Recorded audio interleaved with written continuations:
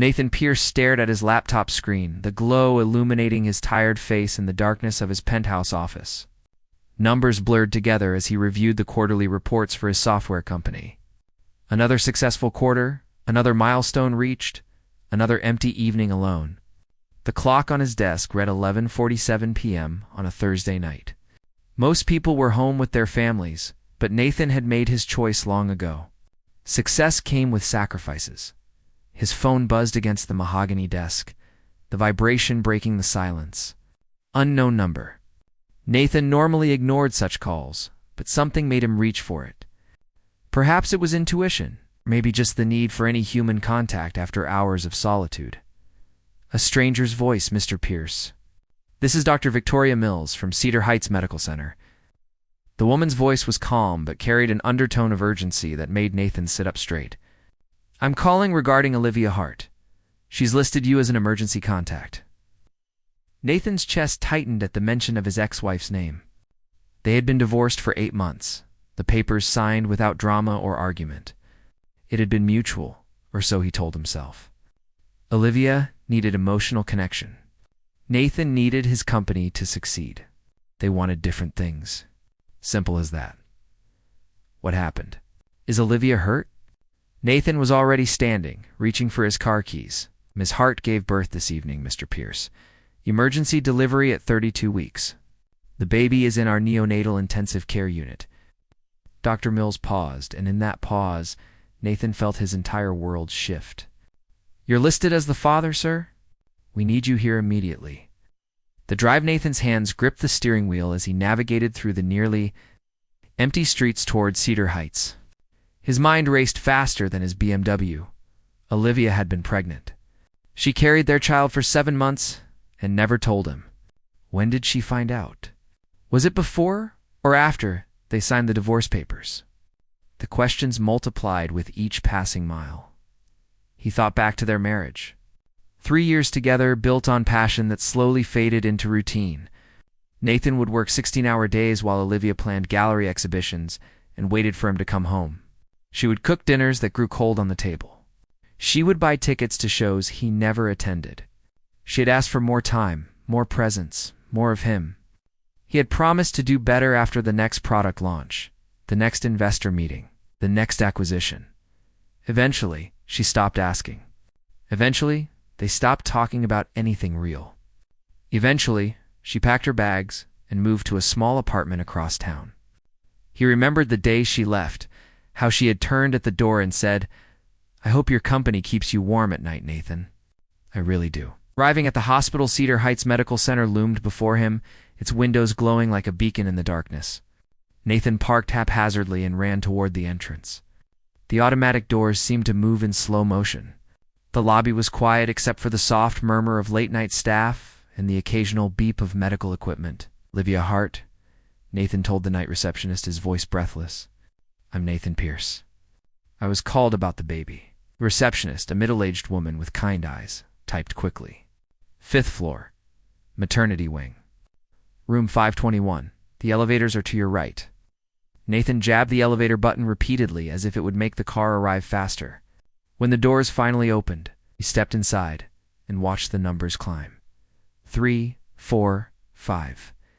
Each floor felt like an eternity. He had built a company worth millions, negotiated deals with Fortune 500 executives, and spoken at conferences around the world. But nothing had prepared him for this moment. Room 521. The door to room 521 stood partially open. Nathan could see a sliver of the room beyond. His hand trembled as he pushed it wider. Inside, Olivia lay in the hospital bed, her chestnut hair spread across the white pillow. She looked smaller somehow, more fragile than he remembered.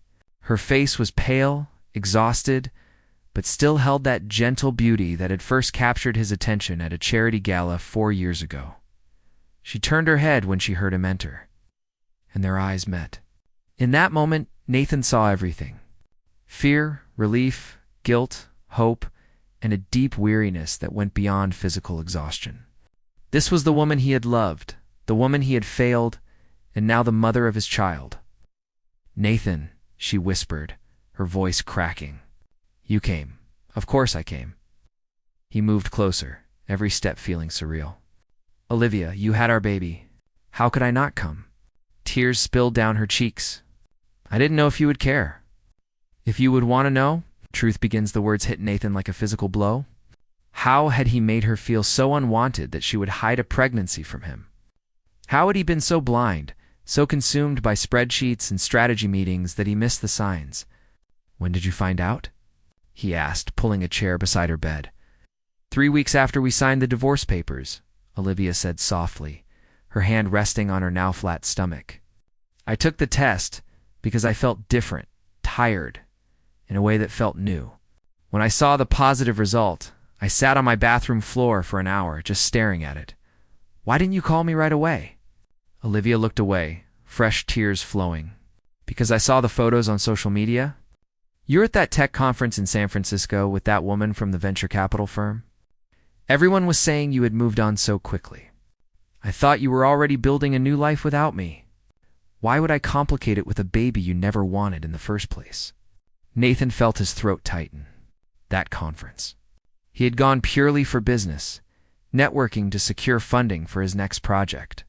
The woman in the photos was a potential investor, nothing more. But he had never told Olivia that because they were not talking anymore. They had both assumed the worst about each other. There's been no one else, Olivia. Not then, not now. That was just business. He reached for her hand, relieved when she did not pull away. "And you're wrong about something else. I never said I didn't want children. I said the timing wasn't right, that we should wait until the company was more stable. But if I'm honest, I was scared. Scared I would be a terrible father because I was already a terrible husband. You were just absent." The simple truth of her words cut deeper than any accusation could have. He had been absent, present in body, but gone in spirit. Always thinking about the next deal, the next innovation, the next achievement. "Where is she?" Nathan asked, his voice rough with emotion. "Where is our baby?" "She's in the NICU, neonatal intensive care." Olivia's face crumpled with fresh worry. "She came 8 weeks early, Nathan. She's so tiny, so fragile. They have her on breathing support and feeding tubes. I only held her for a few minutes before they took her away to stabilize her." Nathan stood, his heart pounding. "Take me to her. Please, Olivia. I need to see our daughter." Olivia stood slowly, wincing with obvious discomfort. Nathan immediately moved to support her, his arm wrapping around her waist. The contact sent a jolt through him. 8 months apart, and she still felt familiar, like coming home after a long journey. They walked together through the quiet corridors. Past sleeping patients and tired nurses finishing their shifts, the neonatal intensive care unit had strict entry procedures. They scrubbed their hands thoroughly at the sink near the entrance. The antiseptic soap sharp and clinical. A nurse handed them sterile gowns to wear over their clothes. Nathan's hands fumbled with the ties until Olivia reached over and helped him, her fingers gentle and sure. "Mr. and Mrs. Pierce?" A nurse with silver-streaked hair asked kindly. "Just Pierce," Olivia corrected softly. "We're divorced." The nurse's expression showed understanding without pity. "Your daughter is stable right now. She's a little fighter. Follow me." Meeting Emma, they walked past rows of incubators, each containing a precious, struggling life. Nathan saw parents sitting vigil beside their tiny babies, some praying, some reading, all hoping. The beeping of monitors and the soft whoosh of ventilators created a symphony of survival. Then the nurse stopped beside an incubator, and Nathan looked down at his daughter for the first time. She was impossibly small. Her entire body would fit in his 2 hands placed together. Translucent skin showed delicate veins like rivers on a map. A breathing tube was secured to her tiny nose with white tape. Wires connected her chest to monitors that tracked every heartbeat, every breath. She wore a diaper no bigger than a credit card and a pink knitted cap that still looked too large for her head, but her face was perfect. Miniature features that held hints of both him and Olivia. A small nose, rosebud lips, and closed eyes with lashes so fine they were barely visible. "Can I touch her?" Nathan's voice came out barely above a whisper. "Please do," the nurse encouraged. "Skin contact is important for premature babies," It helps them regulate their temperature and heart rate. Talk to her too. She knows your voice already from when she was in the womb. Nathan carefully opened the portal on the side of the incubator. The air inside was warm and humid. He reached in slowly, his large hand looking enormous next to his daughter's tiny form.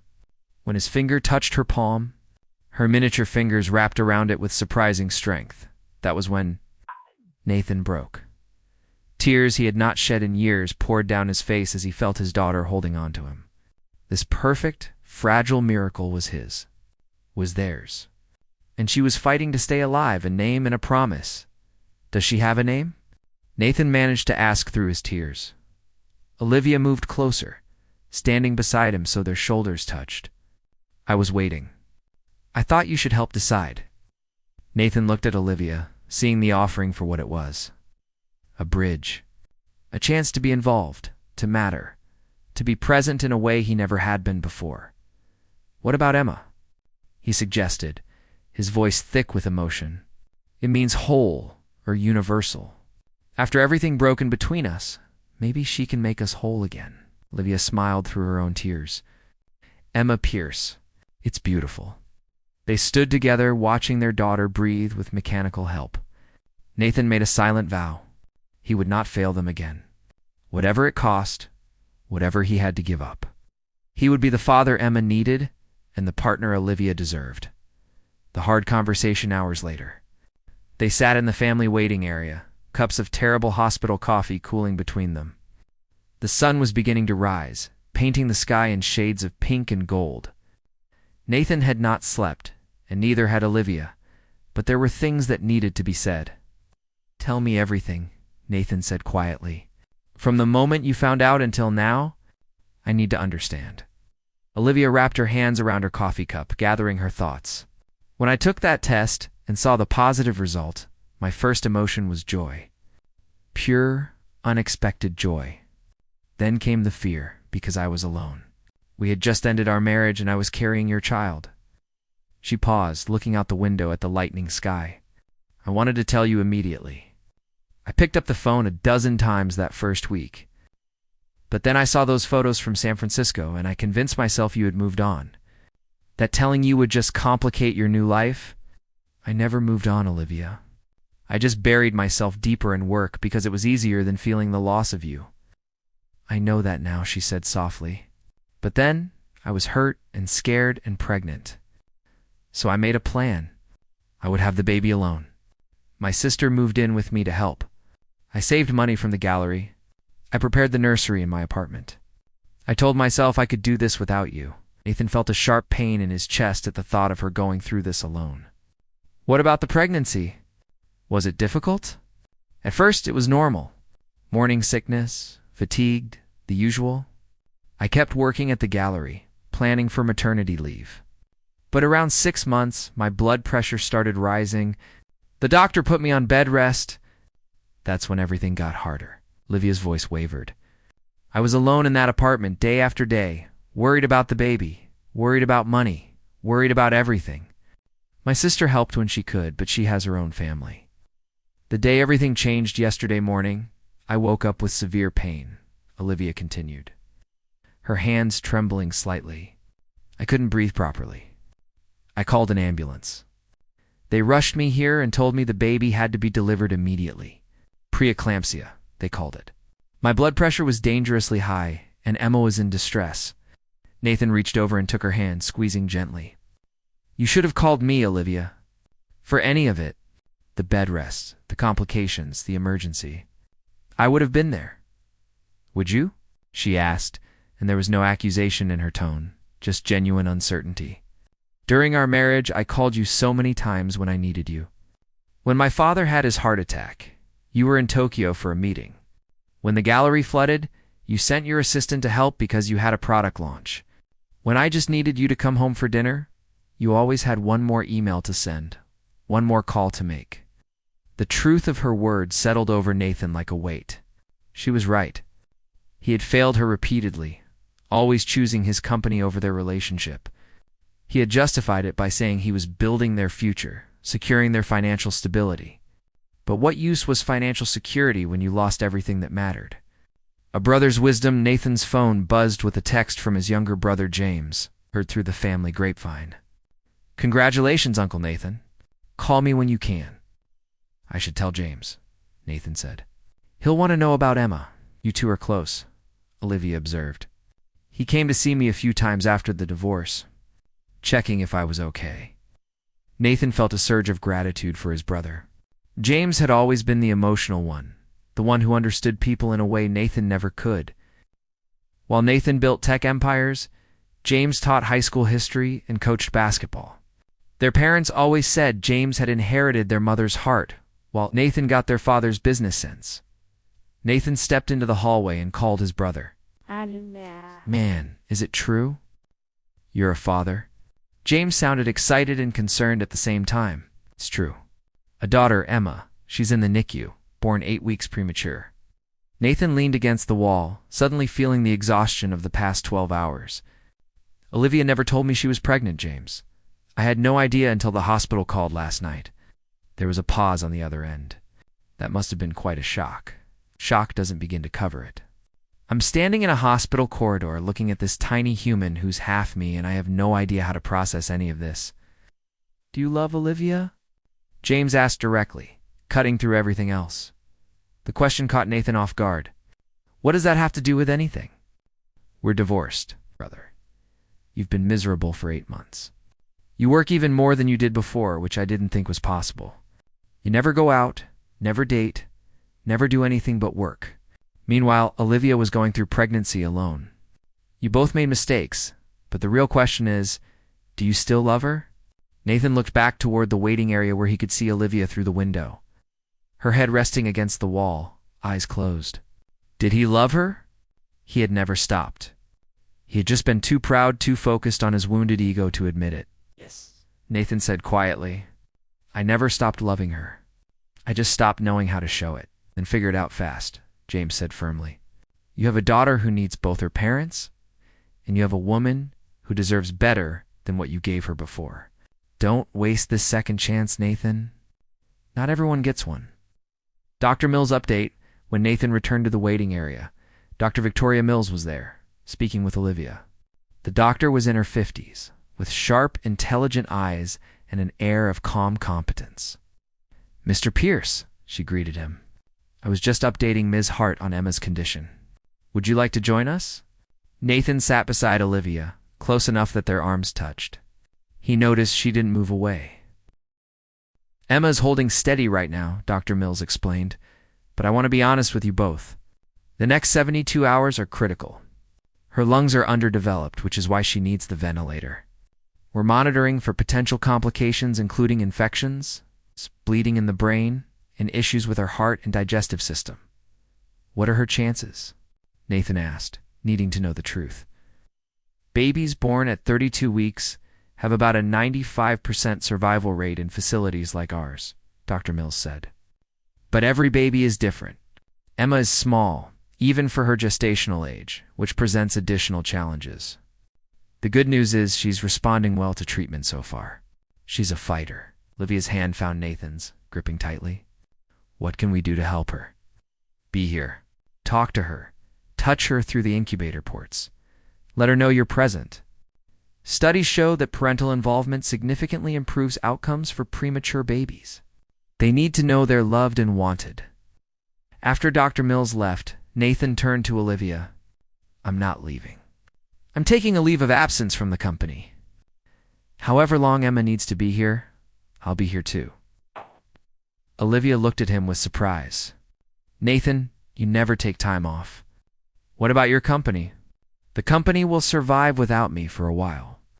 Emma might not survive without both her parents present. And maybe," he paused, choosing his words carefully, "maybe you need me too. Not the old me who chose work over everything, but the me I should have been all along." Fresh tears spilled down Olivia's cheeks. "I want to believe you, Nathan. But I'm terrified of hoping again, of trusting again, only to be disappointed." "Then don't trust my words," Nathan said, bringing her hand to his lips and kissing it gently. "Watch my actions. Let me prove it every single day." Let me show you that I've finally learned what matters most. As they sat together in the quiet waiting area, watching the sunrise fully over the city, Nathan felt something shift inside him. For the first time in years, maybe in his entire life, he understood what true success looked like. It was not measured in quarterly profits or stock prices. It was measured in moments like this. In being present when the people you love need you most. Emma was fighting for her life in the NICU, and Nathan was going to fight just as hard to become the father she deserved and to win back the trust of the woman he had never stopped loving. Morning brought a new shift of nurses and doctors making their rounds. Through the NICU, Nathan had convinced Olivia to rest. In her hospital room for a few hours while he stayed with Emma, he sat beside the incubator. His hand inside the portal, his fingers still held by those impossibly tiny fingers. "Hey there, Emma," he whispered, feeling foolish but remembering what Dr. Mills had said about babies recognizing voices. "I'm your dad. I know I'm late to the party, and I'm sorry about that, but I'm here now and I'm not going anywhere."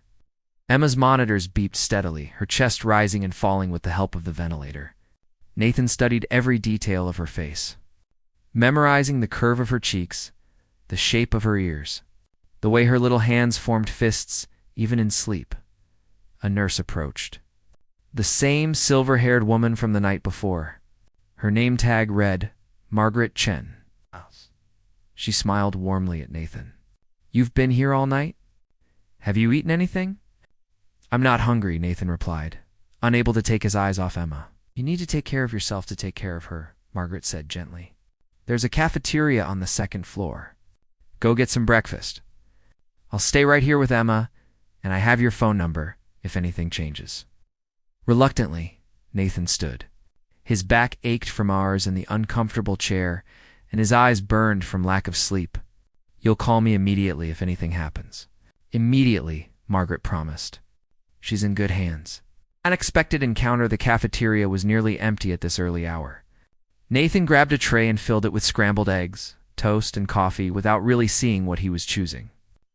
He found a table by the window and sat down, staring at the food without appetite. "Nathan Pierce? Is that really you?" Nathan looked up to see a familiar face. Robert Chen, one of his former competitors in the tech industry. They had competed for the same contracts, the same investors, the same market share. Robert had eventually sold his company and retired at 40 to spend more time with his family. Robert and Nathan stood, shaking the other man's hand. "What are you doing here?" "My grandson was born premature 3 weeks ago," Robert explained, gesturing to a table where his wife sat with coffee. "He's doing much better now, almost ready to go home." "What about you?" "My daughter Emma, born yesterday at 32 weeks. Nathan sat back down, and Robert joined him without invitation. "Heard you and Olivia divorced," Robert said carefully. "I'm sorry about that. I always thought you two were good together." "We were," Nathan admitted. "I just didn't realize how good until it was too late." Robert studied him for a moment. 5 years ago, I was exactly where you are now. Not with a premature baby, but with priorities completely out of order. I was working 18-hour days, missing my kids' school events, forgetting anniversaries. My wife, Linda, she gave me an ultimatum. The company or the family. I had to choose. "You chose family," Nathan said, remembering when Robert had shocked the industry by selling his thriving company. "Best decision I ever made," Robert said firmly. "You know what I realized? Companies come and go. Products become obsolete. Market share fluctuates. But family is forever. My kids actually know who I am now. My wife and I remember why we fell in love. And when my grandson was born struggling to breathe, I was here. Not in some boardroom halfway across the country. I'm taking a leave of absence. However long Emma needs." Good, Robert nodded approvingly. "But here's the thing, Nathan. It can't just be for the crisis. It has to be forever. Every school play, every soccer game, every random Tuesday night dinner, that's where life happens.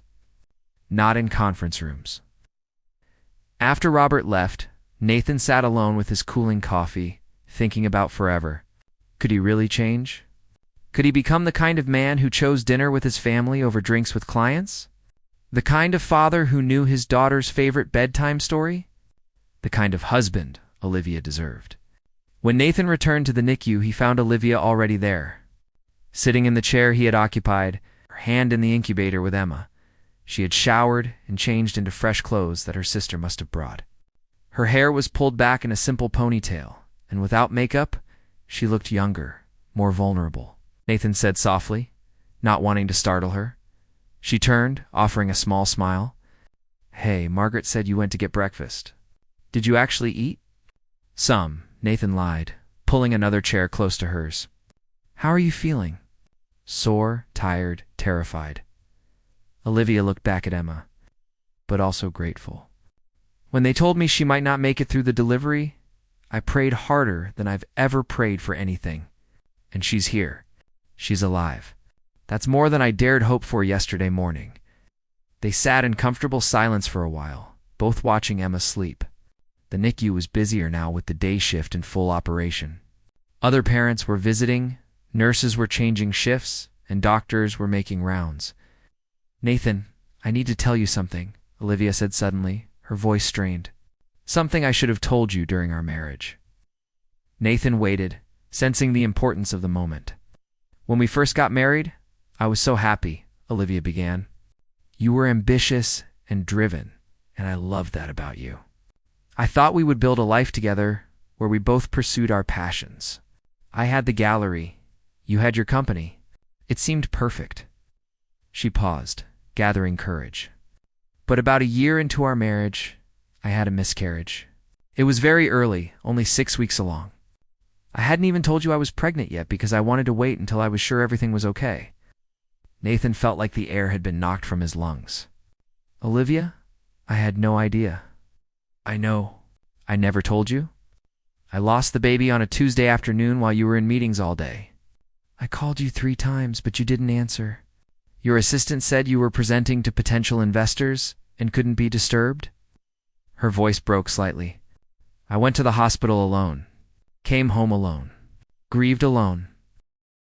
"Why didn't you tell me after?" Nathan asked, his heart breaking at the thought of her going through that pain by herself.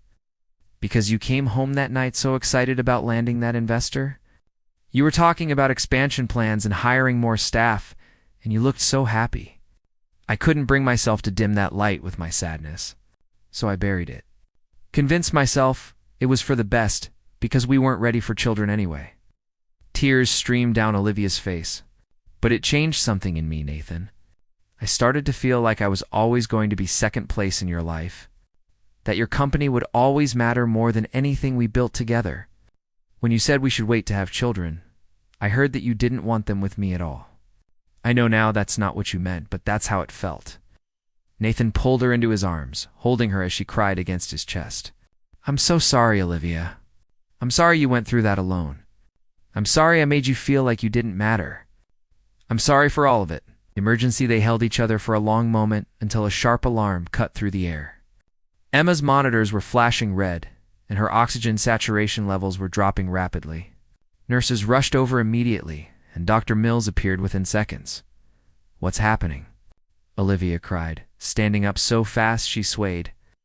"Her oxygen levels are dropping." "We need to increase ventilator support," Dr. Mills said, calmly but firmly, already adjusting settings. Another nurse was checking Emma's breathing tube. While a third prepared emergency medications, Nathan held Olivia. As they watched the medical team work with practiced efficiency, the numbers on the monitor continued to fall. 75%, 70%, 68%. Emma's tiny body began to turn slightly blue. "She's bradycardic," one nurse announced. Emma's heart rate was dropping along with her oxygen levels. Dr. Mills began gently stimulating Emma, rubbing her chest and feet. "Come on, Emma. Breathe for us, sweetheart. You can do this." The seconds felt like hours. Nathan found himself praying for the first time since childhood. "Please, please, please. Not when we just found her. Not when we're just beginning." Slowly, painfully slowly, the numbers began to climb. 69%, 72%, 75%. Emma's color improved. Her heart rate stabilized. The alarm silenced. Dr. Mills continued monitoring for another few minutes before stepping back. She's stable again. This is called a desaturation event, and it's common in premature babies. Their nervous systems are immature, and sometimes they forget to breathe regularly. Will it happen again? Nathan asked, his voice shaking. Possibly. We're watching her closely. The good news is, she recovered well once we intervened. That shows resilience. Dr. Mills looked between Nathan and Olivia. I know this is terrifying, but she's fighting. Every day she gets stronger. Her lungs mature a little more. Her systems develop further. Time is what she needs now. After the medical team dispersed, Olivia collapsed back into her chair, her whole body trembling. I can't do this, Nathan. I can't watch her struggle like this and not know if she'll make it. What if next time she doesn't recover? What if we lose her? Nathan knelt in front of her, taking both her hands in his. Then we'll face it together. But Emma is strong. Look at her. She's already fighting harder than most people fight in their entire lives. She gets that from you, Olivia. That strength, that determination. She's not giving up, and neither can we. 3 days later, the next 72 hours passed in a blur of hospital routines. Medical updates and quiet moments with Emma. Nathan kept his promise. He didn't leave the hospital except to shower and change clothes at his apartment before rushing back. He called his business partner and officially announced his leave of absence. Ignoring the protests and concerns about upcoming meetings, James visited on the second day, bringing flowers for Olivia and a tiny stuffed lamb for Emma that the nurses placed beside her incubator. He stayed for hours, telling stories that made Olivia laugh for the first time since the delivery. Olivia's sister brought home-cooked meals and updates from the gallery. The staff there had organized everything so Olivia could take as much time as she needed. Friends sent cards and messages of support, but mostly, it was just Nathan and Olivia, sitting side by side watching their daughter fight for every breath. They talked more in those 3 days than they had in the last year of their marriage. About their childhoods, their dreams, their regrets. About the miscarriage Olivia had hidden and the loneliness Nathan had ignored. About everything they had done wrong and everything they wanted to do right. The turning point in the 3rd day. Dr. Mills arrived with news. Emma's oxygen levels have stabilized significantly. Her lungs are showing improvement. If she continues this progress, we may be able to reduce her ventilator support in a few days. That's good news? Olivia asked hopefully. That's excellent news, Dr. Mills confirmed with a genuine smile. She's not out of the woods yet, but she's moving in the right direction. You too should be proud. The time you're spending with her, the skin-to-skin contact, the talking and reading, it all makes a difference. After Dr. Mills left, Nathan turned to Olivia. Can I ask you something? Of course. When Emma is strong enough to go home, where will that home be? Your apartment or mine? Olivia was quiet for a moment. I haven't thought that far ahead. I've been too focused on just getting her through each day. I have a proposal, Nathan said carefully. Not that kind of proposal, he added quickly when he saw her expression. Not yet, anyway. But hear me out. He took a deep breath. Move in with me? Not back into the penthouse, but somewhere new. A house with a yard and a nursery for Emma and space for all of us to figure out how to be a family. No pressure to get back together romantically. Separate rooms if you want. But let's co-parent under one roof, at least at first. Let's give Emma the stability of having both her parents present every day. Nathan, I don't know if that's a good idea. What if we fall back into old patterns? What if it doesn't work? Then we'll figure it out, Nathan said firmly. But what if it does work? What if we're both different now? What if almost losing Emma has taught us what really matters? I'm not asking you to trust me blindly, Olivia. I'm asking you to give me the chance to prove I've changed. Olivia looked at Emma, then back at Nathan. Can I think about it? Take all the time you need, Nathan said, though inside his heart was pounding. This was his chance. His second chance to build the family he had was thrown away through negligence and misplaced priorities. Emma's first hold later that afternoon, Margaret approached them with a smile. Emma's vitals are stable, and Dr. Mills has approved skin-to-skin contact. Would one of you like to hold her?" Olivia and Nathan looked at each other. "You go first," Nathan said. "You've been waiting for this?" Margaret carefully prepared Olivia, adjusting her hospital gown and explaining the process. Then, with infinite gentleness, she lifted Emma from the incubator, tubes and wires still attached but arranged carefully. She placed the tiny baby against Olivia's bare chest, covering them both with a warm blanket. Olivia's face transformed. Joy, wonder, love, and peace all mingled together as she felt her daughter. Against her skin for the first time since those brief moments after delivery, Emma's tiny body molded to her mother's warmth, and her vital signs on the monitor immediately improved. Nathan watched with tears in his eyes as the two most important people in his life connected. This was what mattered.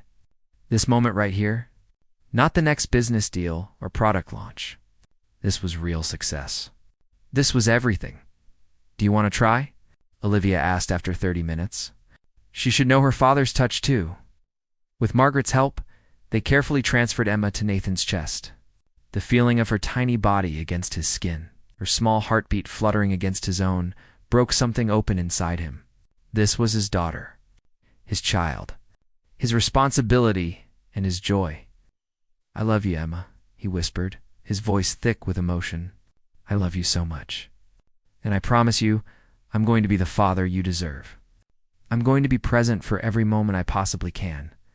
I'm going to read you bedtime stories and take you to the park and embarrass you at school events. I'm going to mess up sometimes, but I'll never stop trying. You have my word." Emma made a small sound, almost like a sigh, and her little hand reached up, touching Nathan's chest. In that moment, Nathan understood what Robert had meant. This was forever. This was everything. The decision that evening, as they sat together in the quiet NICU with Emma sleeping peacefully in her incubator, Olivia spoke. "I've been thinking about your proposal, about moving in together for Emma's sake." Nathan waited, hardly daring to breathe. "I think we should do it," Olivia said slowly, "but with conditions. We both commit to therapy, individually and together. We establish clear boundaries and expectations. And we agree that Emma's well-being comes first, always. If living together becomes unhealthy for any of us, we revisit the arrangement." "Agree to all of that," Nathan said immediately. "Whatever it takes to make this work." And Nathan, Olivia turned to face him fully. "I need you to understand that I can't go back to feeling invisible. If you're going to do this, you have to be all in. Not just for the first few weeks when everything is new and scary, but forever. Through the boring Tuesday nights and the difficult toddler years and the teenage rebellion, all of it I understand," Nathan said, taking her hand. "And I want all of it. The boring Tuesdays most of all, because that's where real life happens. Not in boardrooms or on business trips, but in the everyday moments of being together. I finally get it, Olivia. And I'm ready to prove it every single day." Olivia studied his face for a long moment, searching for sincerity. Whatever she saw there must have satisfied her because she nodded slowly. "Okay, let's try. For Emma, and maybe," she added quietly, "for us too." 6 weeks later, Emma came home on a sunny afternoon in late spring. She still needed some oxygen support and had a feeding tube, but she was thriving. The drive from the hospital to their new house felt surreal. Nathan drove carefully, hyper-aware of the precious cargo in the car seat that Olivia monitored from the back seat. The house Nathan had found was perfect. A craftsman-style home with a big front porch, a yard with an old oak tree, and 3 bedrooms upstairs. Emma's nursery was painted a soft yellow with white clouds on the ceiling. Olivia's sister had helped set it up while Emma was still in the hospital. That first night, Nathan woke every hour to check on Emma, creeping into the nursery to make sure she was still breathing. On his 3rd trip, he found Olivia already there, sitting in the rocking chair with Emma in her arms. "Can't sleep?" he whispered. "Too afraid to," Olivia admitted. "What if something happens and we're not watching?" Nathan pulled another chair close and sat beside them. "Then we'll watch together." They sat like that until dawn, taking turns holding Emma, talking in hushed voices about everything and nothing. About the past and the future, about fears and hopes, about learning to be parents and learning to be partners again as the sun rose. Painting the nursery in shades of gold, Emma opened her eyes for the first time that morning. She looked up at her parents with that unfocused gaze of newborns, and both Nathan and Olivia swore she smiled. "Welcome home, Emma," Olivia whispered. Kissing her daughter's forehead, Nathan wrapped his arms around both of them, his family, and felt a peace he had never known before. He had built companies and made millions and achieved every professional goal he had set. But this moment, sitting in a rocking chair with his daughter and the woman he loved, watching the sun rise through nursery windows, this was his greatest accomplishment. Some people spend their whole lives chasing success in the wrong places. Nathan Pierce had been given a second chance to find it where it had always been waiting, in the quiet moments of connection, in the choice to be present, in the simple, profound act of showing up for the people you love, and he would never take it for granted again. The end.